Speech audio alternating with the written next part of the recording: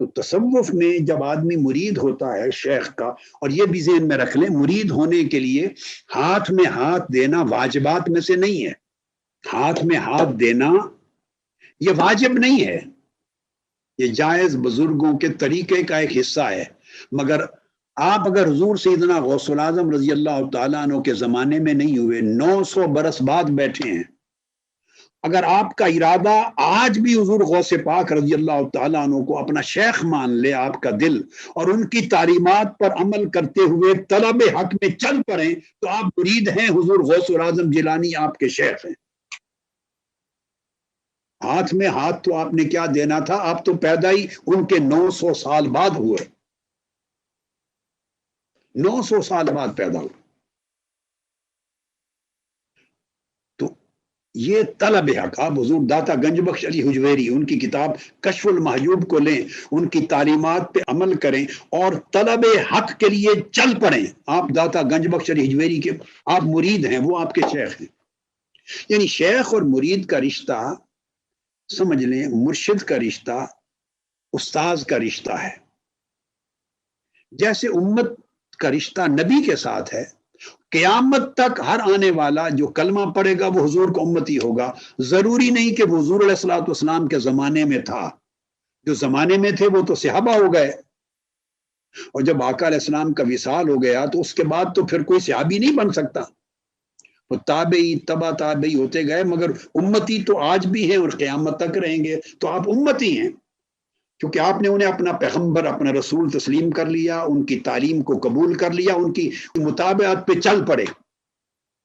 تو شیخ اور اولیاء اور صالحین نبی کی نیابت میں قیامت تک اس امت میں نبی کے نائبین ہوتے ہیں.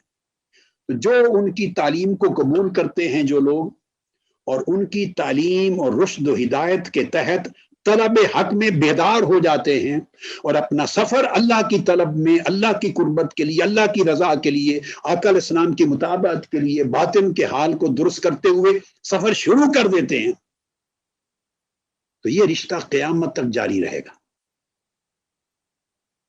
اس لیے حضور علیہ السلام نے فرمایا، حدیث پاک میں ہے، صحابہ کرام نے پوچھا یا رسول اللہ اگر کسی سے محبت ہو، قلبی تعلق ہو، اور زندگی بھر ان سے ملاقات نہ ہو تو کیا ہوگا؟ فرمایا ان کو بھی اللہ قیامت کے دن جمع کر دے گا.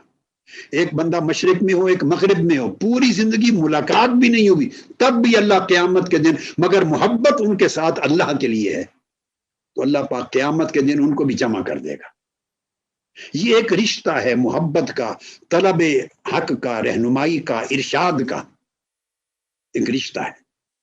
تو خواہ آپ مجلس میں موجود ہیں اور کسی کے ہاتھ میں ہاتھ دے کر بیعت کی ہے، خواہ اپنے ہاتھ میں ہاتھ دے کر بیعت نہیں کی، تعلق کے محبت قائم کر لیا ہے، انہیں اپنا استاذ اور شیخ بنا لیا ہے، خواہ ہاتھ میں ہاتھ دے کر بنایا ہے، خواہ بغیر اس کے اپنے دل کے ارادے سے ایک ارادہ کر لیا، ایک تہیہ کر لیا، ایک فیصلہ کر لیا کہ میں فلاں کا شاگرد ہوں، میں فلاں سے سبق لوں گا، فلاں کی تعلیم پر چلوں گا، فلاں کی رہنمائی پر چلوں گا اور اللہ کو پاؤں گا.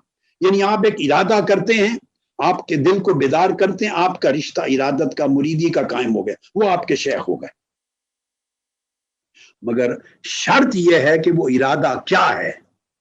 وہ ارادہ ترک عادت کا ارادہ ہے، وہ طلب حق کے لیے سفر جاری رکھنے کا ارادہ ہے، اور ترک ما سوا کا ارادہ ہے.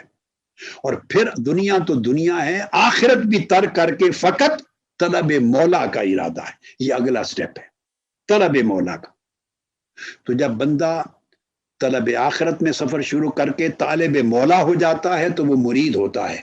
پھر ایسے جو جس کی ارادت اس طرح کامل ہو جاتی ہے تو اللہ پھر اس کا ارادہ کرتا ہے، اللہ اس کو چاہتا ہے تو پھر وہ اللہ کا مراد بن جاتا ہے. جیسے قرآن مجید میں فرمایا، قل ان کنتم تحبون اللہ فاتبعونی یحببکم اللہ. بندہ اللہ کی محبت کا ارادہ کر کے چلے، آقا علیہ الصلوۃ والسلام کی مطابقت کرے تو اللہ اس کو اپنا محبوب بنا لیتا.